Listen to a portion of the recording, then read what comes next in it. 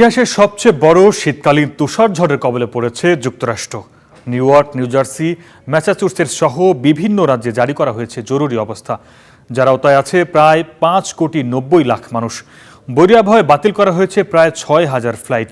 গেল এক দশকের মধ্যে সবচেয়ে বড় ঝড় বলা হচ্ছে এটিকে। তবে পূর্বাভাস বলছে স্থানীয় সময় সোমবার বিকেল নাগাদ তুষারপাত কিছুটা কমতে পারে, তবে ঝড়ের প্রভাব কমতে কিছুটা সময় লাগবে। ভারী তুষারপাতে বিপর্যস্ত নিউ ইয়র্কের জনজীবন, বিদ্যুৎহীন লাখ লাখ বাড়িঘর। এর মধ্যেও নিজের প্রিয়জনকে নিয়ে সড়কে নেমেছেন কিছু মানুষ। উপলক্ষ ভারী ঠান্ডা আর প্রবল ঝড়েও আনন্দ ভাগাভাগি করা। সোমবার সকাল পর্যন্ত নিউ ইয়র্ক, নিউ জার্সি ও কানেটিকাটে বহাল ছিল জরুরি অবস্থা। এসব এলাকায় 60 সেন্টিমিটার পর্যন্ত তুষারপাত হয়েছে। ম্যাসাচুসেটস ও রোড আইল্যান্ডের কিছু অংশেও একই চিত্র। সড়কে যাতায়াত হয়ে পড়েছে ঝুঁকিপূর্ণ। আমি তুষারপাত পছন্দ করি, কিন্তু এবারে তুষার একটু বেশি ভেজা, তাই হাঁটা খুব কঠিন হয়ে যাচ্ছে। তবুও আমার ভালো লাগছে, এ কারণেই আমি ঘর থেকে বের হয়েছি।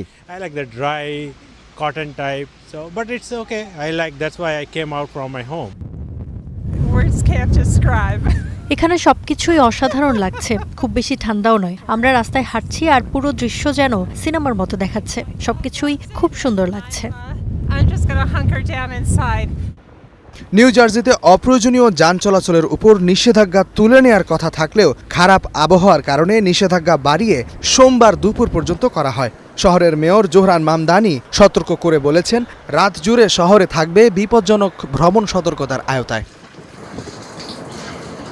তুষার ঝড়ে কার্যত স্থবির গণপরিবহন। নিউ জার্সির গণপরিবহন সংস্থা সব রেল ও বাস চলাচল বন্ধ করে দেয়। নিউ ইয়র্কে আংশিকভাবে সাবওয়ে বাস ও কমিউটার রেল স্থগিত করা হয়েছে। বিমান চলাচলও মারাত্মকভাবে ক্ষতিগ্রস্ত। সোমবার সকাল 10টা পর্যন্ত 5,500-র বেশি ফ্লাইট বাতিল ও শত শত ফ্লাইটের যাত্রা বিলম্বিত হয়েছে। আবহাওয়া দপ্তর বলছে, সোমবার বিকেলে তুষারপাত কিছুটা কমতে পারে, তবে বিদ্যুৎ ও নাগরিক সেবা স্বাভাবিক হতে সময় লাগতে পারে কয়েকদিন।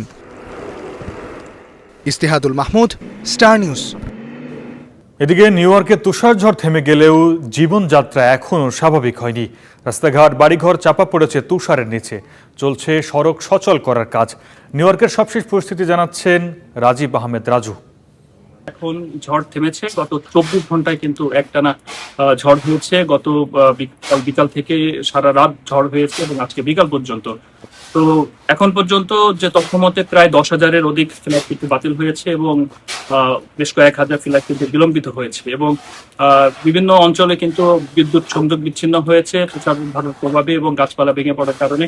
তো স্বাভাবিকভাবেই কয়েক লক্ষ মানুষ কিন্তু বিদ্যুৎহীনভাবে জীবনযাপন করছে এবং এখানকার পরিবেশ এখন মোটামুটি স্বাভাবিক। যান চলাচল আগের থেকে তুলনামূলক স্বাভাবিক হয়েছে এবং বলা যায় যে আগামী কয়েক ঘন্টার ভিতর যান চলাচল মোটামুটি স্বাভাবিক হবে। কিন্তু এই তুষারঝড়ের এই স্নো পড়ার কারণে কিন্তু আগামী এক সপ্তাহ এখানকার যারা মানুষ তাদের কিন্তু নানা ভোগান্তি পাওয়াতে হবে। বিশেষ করে রাস্তার দুপাশে কিন্তু এই কিন্তু জমে রয়েছে। স্বাভাবিকভাবেই ভোগান্তিতে থাকবে এখানকার মানুষ এবং আগামীকাল থেকে কিন্তু বেশ কিছু স্কুল খোলার ঘোষণা ইতিমধ্যে দেওয়া হয়েছে প্রশাসনের পক্ষ থেকে এবং খুব বেশি দুর্যোগপূর্ণ যে এলাকাগুলো রয়েছে সেখানে স্কুল বন্ধ থাকার সম্ভাবনা রয়েছে। এছাড়া সরকারি যে পরিষেবাগুলো সেগুলো স্বাভাবিক করার ঘোষণা দেওয়া হয়েছে। তো এই হচ্ছে এখানকার সার্বিক পরিস্থিতি।